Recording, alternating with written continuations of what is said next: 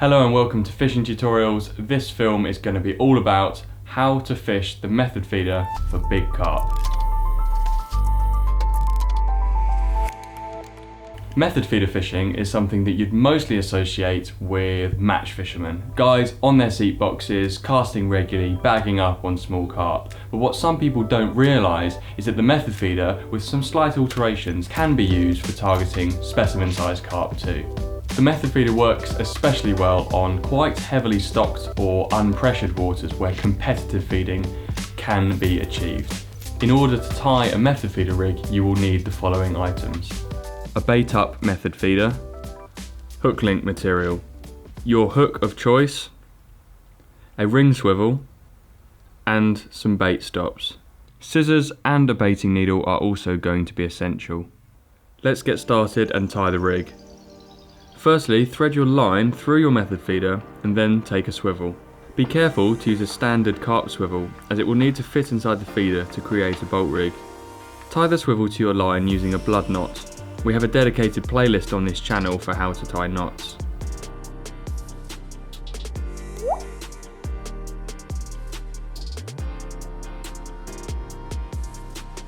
Pull the swivel down into the feeder. It should slot in gently. Cut approximately 9 inches of braid.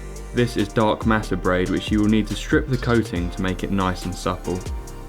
A supple hook link is good for method feeder rigs, so the bait behaves naturally and so you can bend the rig back whilst tucking the hook bait into your method ball. Tie a small loop in the end of your braid. This will be what you mount your hook bait on.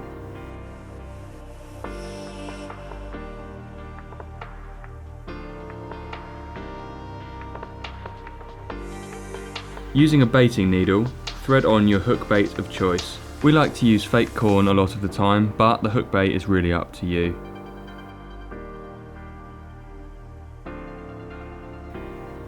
Once the bait is on the hair, take a bait stop and secure it in place. Next, grab a hook. This is a size 8, but it's best to match your hook size to your bait, and also the size of the carp that you're targeting. Take the other end of your braid and thread it through the eye of your hook going towards the point. Once you've set the length of your hair rig, wrap the braid around the shank approximately 5 to 10 times.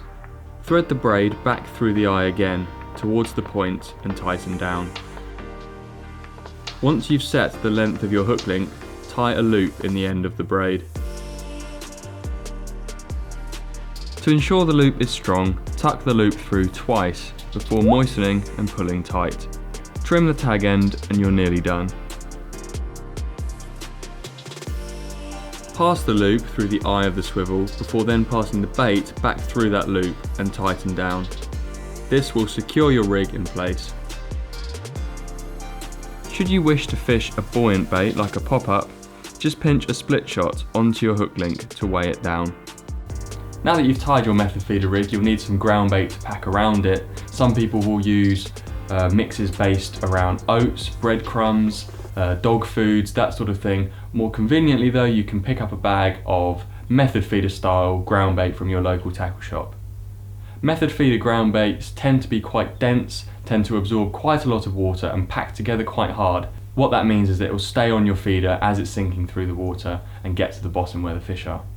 Pour your ground bait into a bowl. One with round edges tends to work better as the bait won't get stuck in the corners and stay dry.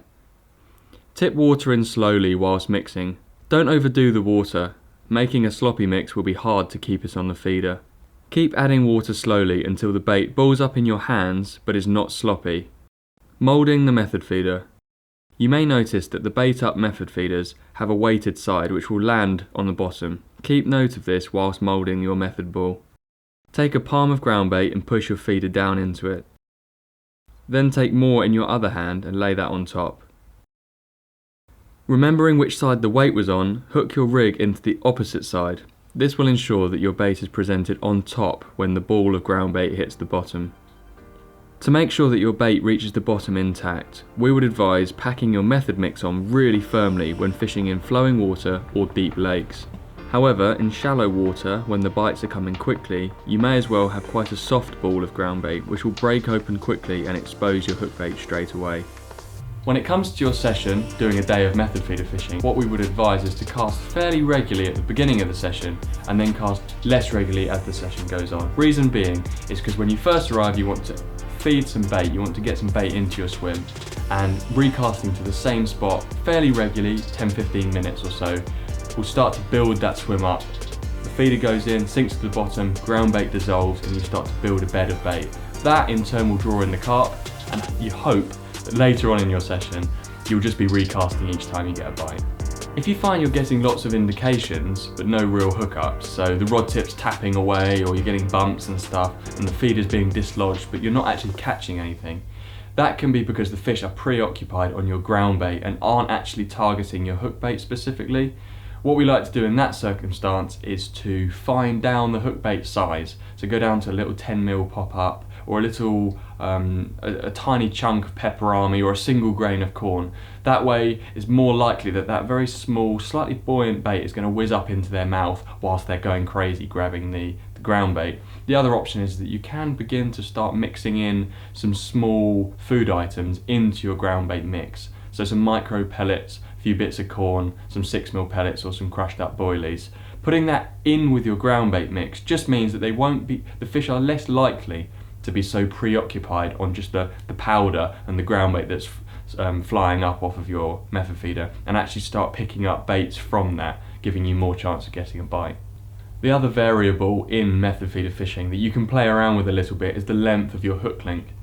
So for example, you're getting lots of taps and lots of movements on your rod tip, but you're not hooking into any fish. Sometimes the fish can be feeding dead on your feeder, but if your hook link is too long and your bait is, getting on for a foot away from the feeder, they can ignore it completely. Shortening up your hook link so that your bait is closer to the feeder can give you more chance, in some cases, of getting a pickup.